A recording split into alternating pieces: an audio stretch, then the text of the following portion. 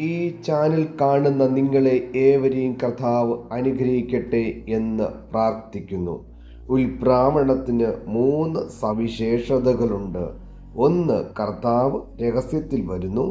2, കർത്താവ് വേഗത്തിൽ വരുന്നു. 3, കർത്താവ് വിശുദ്ധരെ മധ്യാകാശത്തിൽ എതിരേൽക്കുന്നു. ഈ എപ്പിസോഡിൽ പങ്കുവയ്ക്കുന്നത് യേശു രഹസ്യത്തിൽ വരുന്നു എന്നുള്ള വിഷയമാണ്. ഉൽപ്രാവണം എന്നത് ഒരു രഹസ്യ സംഭവമായിരിക്കും. കർത്താവ് തൻ്റെ സഭയ്ക്ക് വേണ്ടി വരുമ്പോൾ ലോകത്തിലുള്ള മറ്റുള്ളവർക്ക് തൻ്റെ വരവ് മറഞ്ഞിരിക്കും.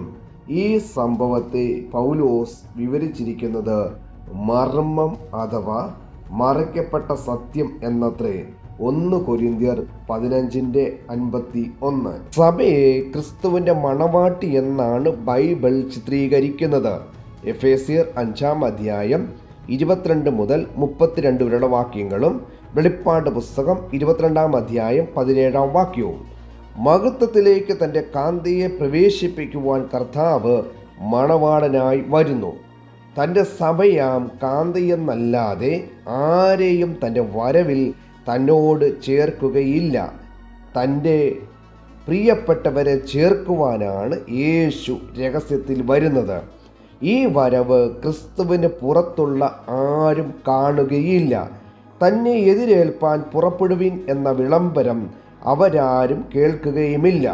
അനുരാഗത്താൽ അനുരക്തരായ 2 യുവമിഥുനങ്ങളുടെ ഇടയിലേക്ക് പുറത്തു നിന്നൊരാൾ ചെന്നാൽ നാം പറയും, അവൻ സ്വർഗത്തിലെ കട്ടുറുമ്പായി എന്ന്.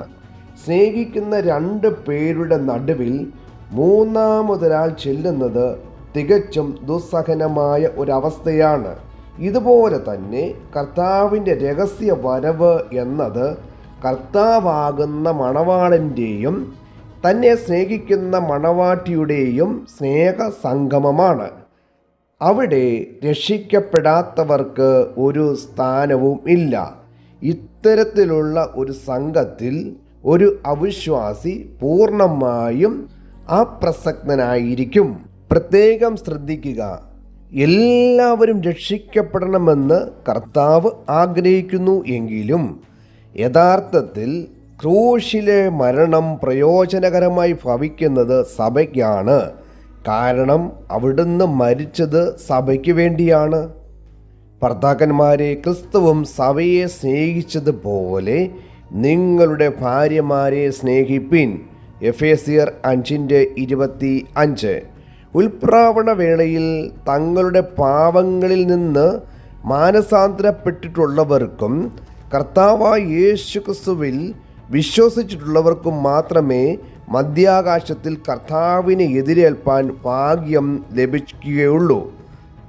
അപ്പോസ്തലപ്രവൃത്തികൾ 3:19 വാക്യം, 16:31 വാക്യം. പാപങ്ങളിൽ നിന്ന് മനം തിരിയുവാനും കർത്താവിൽ വിശ്വസിക്കുവാനും വ്യക്തിപരമായി തീരുമാനമെടുക്കുന്നവർക്ക് കർത്താവ് തൻ്റെ യഥാർത്ഥ സഭയുടെ അംഗമാകുവാനും ബൈബിൾ പറയുന്നത് പോലെ ക്രിസ്തുവിൻ്റെ ശരീരമാകുവാനും അവകാശം കൊടുക്കുന്നു.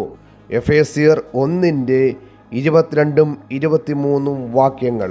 സഭയിൽ പങ്കെടുക്കുന്ന മതഭക്തിയുള്ള ക്രിസ്തുവിനെ ബുദ്ധിപരമായി വിശ്വസിക്കുന്ന അനേകരും യഥാർത്ഥ സഭയുടെ അംഗങ്ങളായിരിക്കണമെന്നില്ല. യാക്കോബ് 2:19. ഇത്തരക്കാരൊന്നും യഥാർത്ഥത്തിൽ രക്ഷിക്കപ്പെട്ടവരോ ക്രിസ്തുവിനെ തങ്ങളുടെ കർത്താവായി സ്വീകരിച്ചവരോ അല്ല. ഇത്തരക്കാർക്ക് കർത്താവിൻ്റെ രഹസ്യ വരവ് ഒരു വലിയ സ്തംഭനം ആയിരിക്കും. കാരണം ലോകമെമ്പാടുമുള്ള കോടാനുകോടി സത്യവിശ്വാസികൾ വളരെ പെട്ടെന്ന് നിഗൂഢമായ നിലയിൽ അപ്രത്യക്ഷരാകുമ്പോൾ ക്രിസ്തുവിൻ്റെ അനുയായികൾ എന്ന പേര് കൊണ്ട് മാത്രം ഭാവിക്കുന്ന ഇത്തരക്കാർ വേദനയോടെ തിരിച്ചറിയുന്ന ഒരു സത്യമുണ്ട്. തങ്ങളുടെ വിശ്വാസം വെറും കപടഭക്തിയും പ്രഹസനവും ആയിരുന്നു എന്ന്. കർത്താവായ യേശു ക്രിസ്തുവിനെ രക്ഷകനായി യഥാർത്ഥത്തിൽ അറിയാത്ത ഒരു വെറും മതഭക്തനാണ് താങ്കളെങ്കിൽ ഇപ്പോൾ തന്നെ താങ്കളുടെ പാപങ്ങളെ യേശുവിനോട് ഏറ്റുപറഞ്ഞ് ക്രിസ്തുവിലൂടെയുള്ള സൗജന്യ രക്ഷ ഏറ്റെടുക്കുവാൻ ഞാൻ താങ്കളെ ആഹ്വാനം ചെയ്യുന്നു. റോമർ 6:23 വായിക്കുക. സഭയിലെ താങ്കളുടെ ഹാജറിൻ്റെ മറവിൽ നരകത്തിൽ നിന്ന് രക്ഷപ്പെടുവാൻ കഴിയുമെന്ന് വൃഥ ചിന്തിക്കരുത്.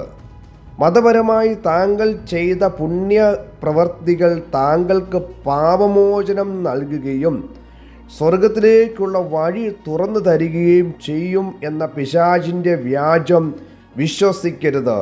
എഫേസ്യർ 2:8-9 വരെയുള്ള വാക്യങ്ങൾ വായിക്കുക.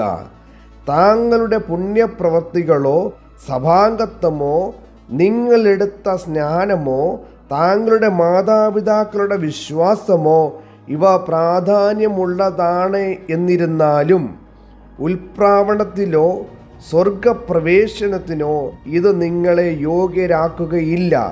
കർത്താവായ യേശു ക്രിസ്തുവിൽ വ്യക്തിപരമായി വിശ്വസിച്ചിട്ടുള്ളവർ മാത്രമേ എടുക്കപ്പെടുകയുള്ളൂ. റോമർ 3:21-28 വരെ.